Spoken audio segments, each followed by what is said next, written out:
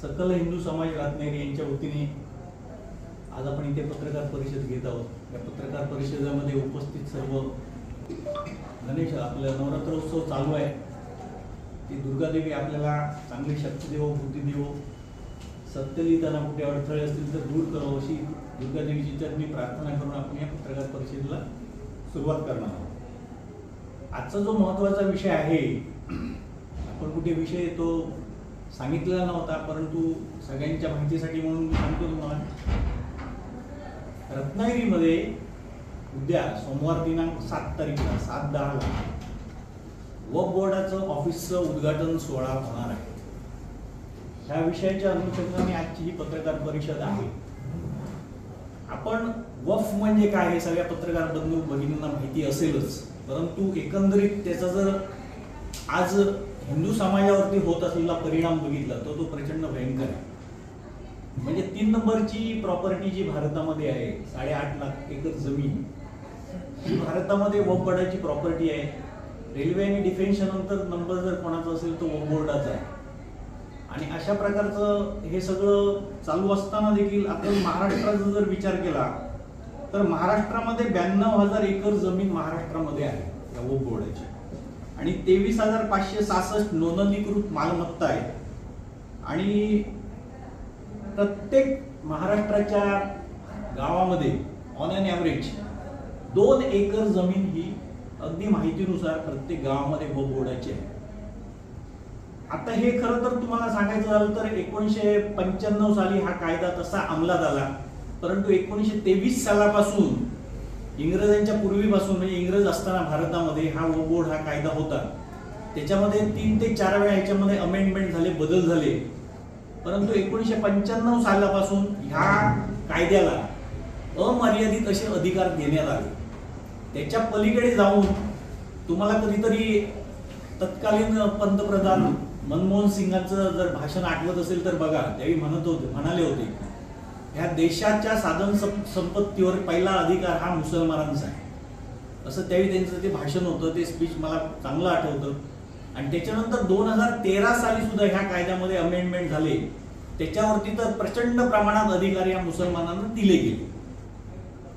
आणि हे सगळे अधिकारांचा वापर आज संपूर्ण भारत देशामध्ये होत जो आहे, आणि त्याचे परिणाम बहुसंख्य समाज जो हिंदू आहे भारतामध्ये मला ते भोगावे लागत आहे।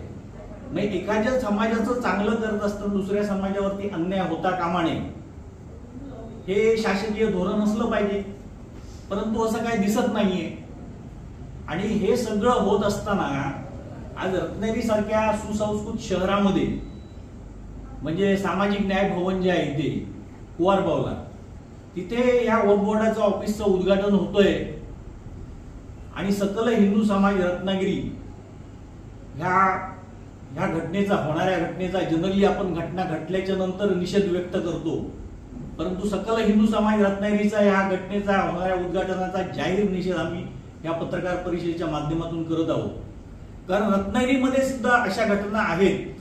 आज तुम्ही बघितलात तर रत्नागिरी सारख्या ह्या जिल्ह्यामध्ये आडी शिरगाव येथे अनाधिकृतपणे मदरसा बांधला गेलेला आहे। त्याच्यानंतर तुम्ही बघितलात तर राजापूरमध्ये पन्हाळे आहे, त्या पन्हाळे गावामध्ये देखील अनाधिकृतपणे मदरसा चालू आहे।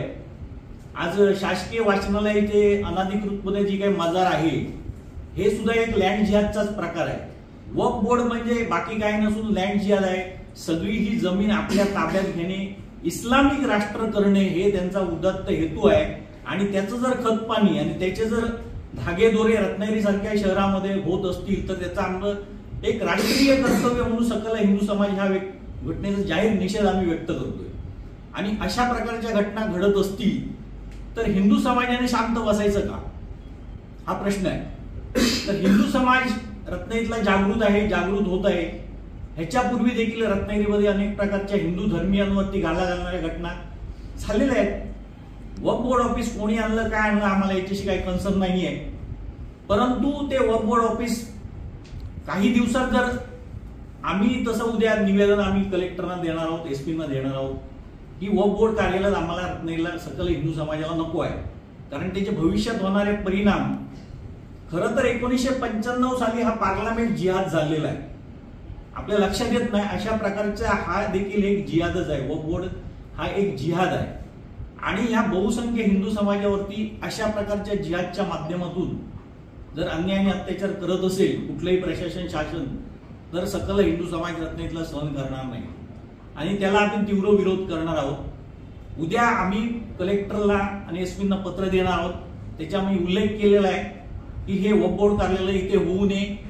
हिंदू समाजाच्या भावनाची दखल ह्या सरकारने घ्यावी, प्रशासनाने घ्यावी आणि ते जर घडलं नसेल तर भविष्यामध्ये तीव्र आंदोलन आम्ही इथे रत्नागिरीमध्ये उभं करणार आहोत. आणि ते तीव्र आंदोलन असं असेल की ना भूतो ना भविष्यती असेल. कारण ह्या हिंदू समाजावरती आजपर्यंत अनेक प्रकारचे आघात होत आहेत. आज मुसलमान या देशामध्ये अल्पसंख्याक नसून second largest population in India. आज काही वेळा असं होतं की ह्या अल्पसंख्याक समाज आहे. अल्पसंख्याकांची व्याख्या संविधानामध्ये बघितलं तर 2 ते 3% जर असेल समाज पॉप्युलेशनचा तर अल्पसंख्याक होतो. आणि असं होत असताना भारताची घटना जी आहे ती धर्मनिरपेक्ष असताना एखाद्या समाजावरती जर अन्याय होत असेल तर हिंदू समाज आवाज उठवणार आणि हा संविधानाने आम्हाला दिलेला अधिकार आहे.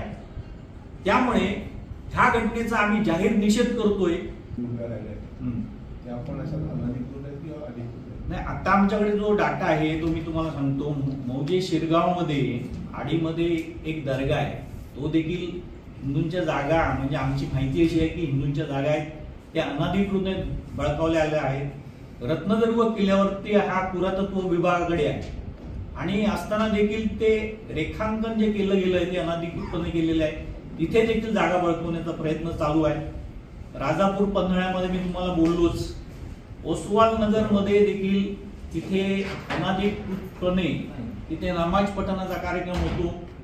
थिबा पॅलेस रुबी अपार्टमेंट मध्ये देखील कोपऱ्यामध्ये मुस्लिम समाजासाठी तिथे जागा घेण्यात आलेली आहे. त्याच्यानंतर तिथे नमाज पठण होतं. राजिवड्यामध्ये सीआरसीच्या क्षेत्रामध्ये देखील अनाधिकृतपणे मशिदीचं बांधकाम चालू आहे आणि हे प्रस्त भविष्यात वाढू शकतं. आम्हाला ह्या रत्नागिरी सारख्या सुसंस्कृत शहराला रोग लावायचा नाहीये. रोग झाल्याच्या नंतर आम्हाला उपाययोजना करायची नाहीये. रोग होण्यापूर्वी आम्हाला तो थांबवायचा आहे. म्हणून ही पत्रकार परिषद आहे. कारण precaution is better than cure. म्हणजे आम्ही कधीतरी नेहमी सतर्क असलो पाहिजे. कारण देशाचा जर आपण विचार करता आज तुम्ही सगळ्यांनी बघितलंय अमेंडमेंट बिल 8 ऑगस्ट 2024 ला जे काय मोदी गव्हर्नमेंटने आणलंय त्याच्यामध्ये 40 प्रकारचे बदल का करावे लागले ह्याचा पत्रकार बंधवांनी विचार केला पाहिजे. ते जर बिल पूर्वीचं बिल व्यवस्थित असतं एखाद्या समाजावरती अन्याय करणारं नसतं तर हे बिल त्यांना आणायला लागलं नसतं. ह्याचा अर्थ की त्याच्यामध्ये बऱ्याचशा सुधारणा व्हायच्या होत्या. हिंदू समाजावरती अन्याय होत होते हे कुठेतरी ह्या शासनाच्या लक्षात आलं. त्यामुळे हे अमेंडमेंट बिल 8 ऑगस्ट 2024 ला आणायला लागलं. हे बिल आणल्यावर त्याच्यावर हरकती आणि मागवल्या गेल्या. हो बरोबर. असं असताना सुद्धा म्हणजे अजून हे सगळं प्रोसेस मध्ये नवीन वक्फ बोर्डाचं कार्यालयाचं नाही आम्हाला मॅडम तेच म्हणायचं आहे की हे सगळं कामकाज चालू असताना देखील जर तुम्ही रत्नागिरी शहरामध्ये वक्फ बोर्डाचं उद्घाटन करत असाल तर हे निंदनीय आहे, निषेधार्ह आहे. सकल हिंदू समाज याचा निषेध करतो. हे कुठेतरी तुम्ही थांबा ना. आता आम्ही काय म्हणतो की कुठल्या समाजाचं हित जपू नये असं नाहीये. पण ह्या वक्फ बोर्डला जे काय अधिकार होते आणि आता आहेत ते जर अधिकारांचा वापर अशा प्रकारे व्हायला लागला तर नक्कीच या समाजावरती अन्याय होतोय ना. मग सकल हिंदू समाज जर तिथे आंदोलन करत असेल, निषेध मोर्चा करत असेल तर शासनाला तिथे वाईट वाटण्याचा प्रश्न येत नाही. आणि म्हणूनच मॅडम तुम्ही जो प्रश्न विचारलात तो योग्य आहे की हे संसदेमध्ये बिल अजून संमत व्हायचं आहे आणि हे होत असताना इथे उपविभागीय रत्नागिरी सिंधुदुर्ग 2 जिल्ह्यासाठी उपविभागीय ते वक्फ बोर्ड कार्यालय आणि हे असेल तर कुठेतरी तुम्ही ह्या माध्यमातून एका विशिष्ट एका पंथाचा तुम्ही उदात्तीकरण करत आहात असा आमचा थेट आरोप आहे. आणि हे करत असताना तुम्ही बहुसंख्य हिंदू समाज जो आहे त्याचा तुम्हाला कुठे विचार काय येत नाही. आमच्या मनात प्रश्न आहे. आमचा स्वार्थ जो आहे आमचा कुठलाही वैयक्तिक स्वार्थ नसून राष्ट्रीय स्वार्थ आहे. आमच्या राष्ट्राचं हित हे जपलं गेलं पाहिजे. कारण राष्ट्र असेल तर समाज असेल, समाज असेल तर आपण असणार आहोत. कारण राष्ट्राचं हित हे आपलं हित आहे आणि हे राष्ट्राचं हित जपत असताना संस्कृती, आस्था आणि परंपरा वरती जर कुठली आमच्या घाला घालत असेल तर हिंदू समाजाचं ते कर्तव्य आहे, नव्हे ते धर्म कर्तव्य आहे, राष्ट्रीय कर्तव्य आहे. अशा गोष्टींना आम्ही विरोध आता देखील आणि भविष्यात देखील करणार आहोत. सकल हिंदू समाज म्हणून आम्ही ते एकत्रितरित्या जात पात संप्रदाय पक्ष संघटना विरहित एक हिंदू समाज म्हणून आम्ही या गोष्टीला विरोध नक्की करणार आहोत आणि ते आम्ही आमचं कर्तव्य समजून करणार आहोत. आमचा कुठल्याही ह्याच्यामध्ये राजकीय स्वार्थ नाहीये. आमच्या राष्ट्राचं हित जो कोण जपेल, आमच्या धर्माचं हित कोण जपेल तो आम्हाला प्रिय आहे. अन्यथा आम्हाला सुद्धा अधिकार आहेत. आज तुम्ही बघितलात तर प्रत्येक ठिकाणी हिंदूंवरती अन्याय होताना दिसतोय. म्हणजे कधी कधी लक्षात येतं, एक छोटंसं उदाहरण मी तुम्हाला सांगतो. संविधानाच्या नावाने सगळेजण सगळीकडे बोंबाबोंब मारत असतात. गुजरात मधली घटना आहे. गुजरातमध्ये अनाधिकृत बांधकाम पाडण्यासाठी सकल हिंदू समाजाला रस्त्यावर यायला लागतं.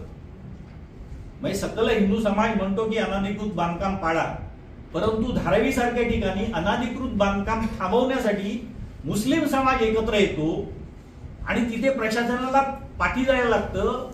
प्रशासनाचं नामोहरम होतं आणि 5 दिवसाची मुदत दिल्याच्या नंतर तिथे बांधकाम पाडलं जातं. आता माझा प्रश्न आहे तुम्हाला की इथे संविधान खतरेमध्ये आहे की नाही? मला सांगा. ज्या गोष्टी अनाधिकृत आहेत त्या प्रशासनाला कशाला सांगायला लागतं की पाडा? हिंदू समाजाला आंदोलन कशाला करायसाठी लागतात? मोर्चा कशासाठी काढावे लागतात? मग हे प्रशासनाला जागण्याची वेळ येते आमच्या माध्यमातून. मग त्याच प्रकारच्या हिंदू समाजाचं आपण काम करणार आहोत, भविष्यात देखील करणार आहोत. त्यामुळे सोमवारी होत असलेल्या वक्फ बोर्डाच्या कार्यालयाचा आम्ही पुन्हा एकदा जाहीर निषेध करतोय.